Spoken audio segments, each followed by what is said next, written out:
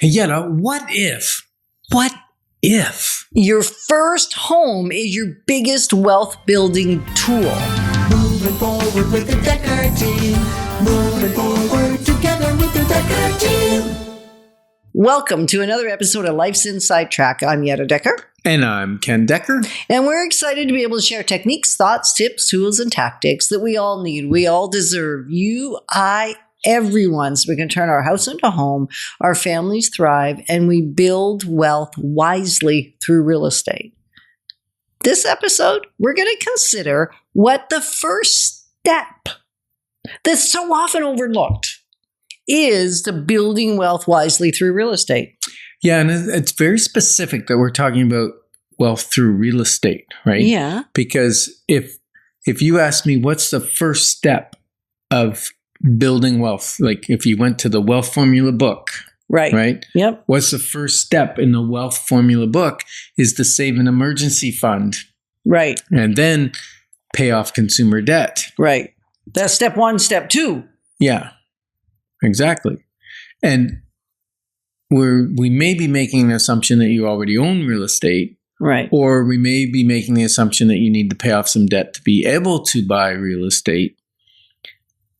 Or you may be needing to save the money to buy real estate. But the first step to building wealth wisely through real estate is to buy your own home. To get that first property, the one that you live in. We're not even talking about your first investment property. And I think so often what happens... Although you could get a twofer. You could get a 2-for-1, which is by getting a property that's an investment property and a place to live. Yeah, like a duplex. You live on one side or live in the basement, live in the furnace room, whatever. Right. Live somewhere. Live somewhere in the house. So it's a 2-for-1. Yeah. Is what you're trying to say. Yeah, a twofer. No. 2-for-1. Okay, 2-for-1. Because you generally don't pay any more or much more for a duplex than you do a single family residence, sometimes even less. Depends on where it is and the condition of it. Yeah, right. Sure. And then you end up having someone else pay a significant amount of your mortgage. You don't live for free, but you live a whole lot less expensively than if you move straight into a single family residence. So whichever of those two choices you choose, we've already done lots and lots of episodes on that. Or, you know, what you want to do if you're not sure where should you start is just call us for a clarity call. We'll ask you a handful of questions, even 3 or 4 questions, and we'll have a good sense of what is best for you. Well, bigger deal is you'll have a better sense of what's best for you. Absolutely. We don't really need to know. You need to know. Yeah. And, you know, and the reason I'm a little bit harping on this maybe is... No, harping?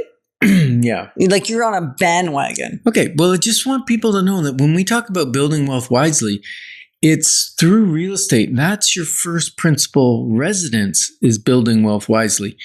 Now, there is some... controversy talk out there, whatever, about people saying, oh, don't worry about the numbers. Don't worry about the you know, it's just a place for you to live. It's safe. It's about safety. It's about security. It's about, you know, pride of ownership. It's about all these things. And you know what I say to that? Yes. And hogwash, because so many people have built accidental wealth by owning their own home. If you bought a home 20, 30 years ago and you just paid your mortgage like normal and you didn't, you know, rack up all your credit cards and your line of credit and then have your house bail you out 3 times. Or even once. Or, you know, your house is probably paid for. It's gone up 3-4 times what you paid for it. And it's accidentally made you wealthy. Right? I call it accidentally because many people they bought their home because they needed a place to live. They knew it was a smart decision, but they didn't know how much wealth would be developed through that property. Right. But if I need a place to live and I needed a place to live then and I still need a place to live now, how can it be a wealth building tool? Because I don't want to sell it. No, you don't want to sell it. But when you have wealth, that doesn't mean you sell everything and spend the money. Wealth is about accumulating wealth. It's about generational wealth. It's about your future, your retirement. At some point, you may not want to live in that house, and then that value is there. And that's what I'm talking about. And then future pacing, right? What did I do with all that equity I've built up in my house? Now you're talking. Now we're talking about buying a second property, an investment property, and there we're talking about tenants and all that sort of stuff. But initially, I'm just saying, get your feet in the door. Because, those people that bought that house, let's say 30 years ago, right? What might it have rented for? I don't remember what rental rates were. Yeah. Let's say $500, $800, somewhere in there, right? What's it rent for now, that same property? Probably $2,600, $3,000 a month. Yep. And if they've paid it off, what's their expense right now? Insurance and taxes. Right.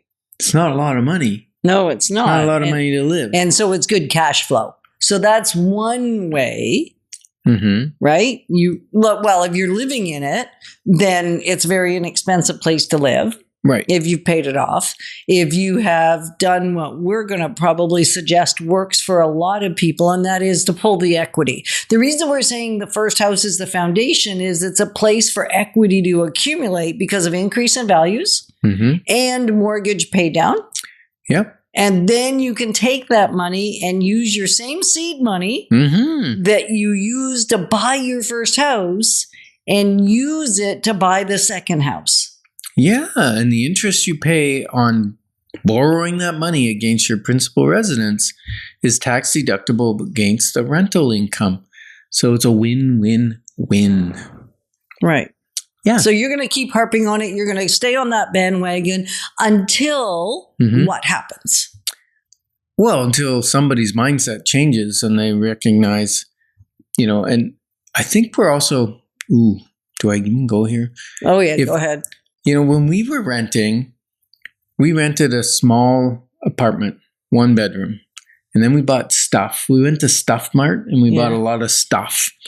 And then we had to rent a 2-bedroom apartment. Remember that? I do. Because we couldn't even get into our bedroom and there was so much stuff.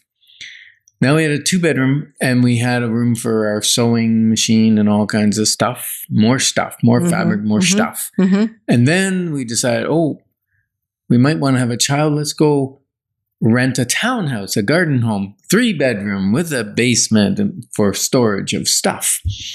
And so what happened was our rental payment went up and up and up and up. And if we had stayed where we were and put the extra money away, we would have been into a house much quicker.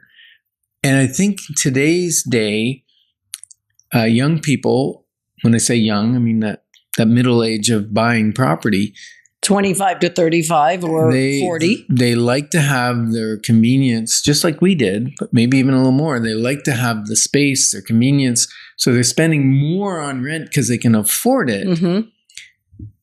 But now they're cutting off their ability to save because they're paying so much in rent. So that's just a little thought. But it's a thing to think about. So if you're listening or you're listening and you know someone else that ought to be listening, share the episode with them and have them give us a call so that we can just have this dialogue one-on-one. Because as we're sharing on the shows, we get to share general knowledge, but we can't go deep on your specific situation, which is why we keep offering the clarity calls. Yep.